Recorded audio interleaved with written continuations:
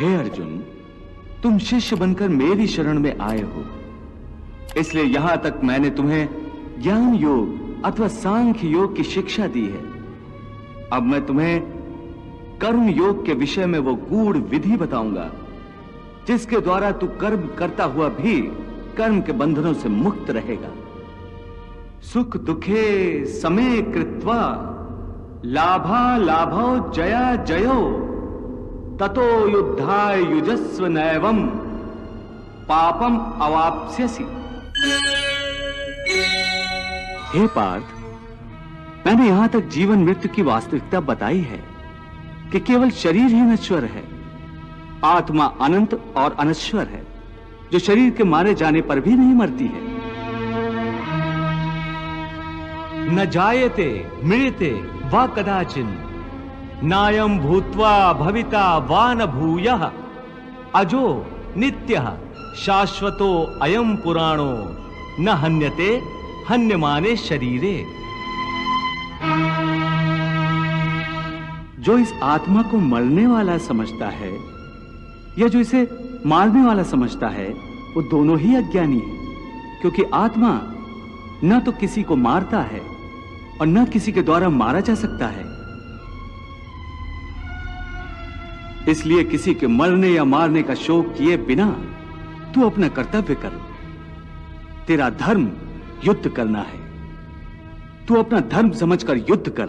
हे मधुसूदन, तुम बार बार इस बात पर जोर दे रहे हो कि मन पर पूरी तरह काबू पा लो तो मुक्ति के द्वार खुल जाएंगे, परंतु मन को वश में करने का कोई सरल साधन भी है? साधन तो अवश्य है, सरल भी है, परंतु बड़ा दुष्कर भी है। सरल भी, दुष्कर भी, इसका क्या अर्थ है केशव? इसका अर्थ है कि यदि तुम धीर मति वाले हो, दृढ़ निश्चय वाले हो, तो यह काम सरल है, और यदि तुम्हारी मति धीर नहीं है तो दृढ़ निश्चय नहीं कर सकोगे, और दृढ़ निश्चय नहीं कर सकोगे तो जन्म जन्मांतर तक भटकते रहोगे। यह दृढ़ निश्चय कैसे हो सकता है? विश्वास से। किसमें विश्वास से? परमात्मा में विश्वास से, सत्य में विश्वास से, अपने धर्म में विश्वास से। जब अपने धर्म अर्थात कर्तव्य को जान लोगे तो फिर दृढ़ निश्चय होकर अपने धर्म पथ पर, अपने कर्तव्य पथ पर आगे बढ़ोगे। फिर तुम सुख दुख, हानि लाभ, जय पराजय को एक जैसा ही समझकर अपने पथ से डगमगाओगे नहीं।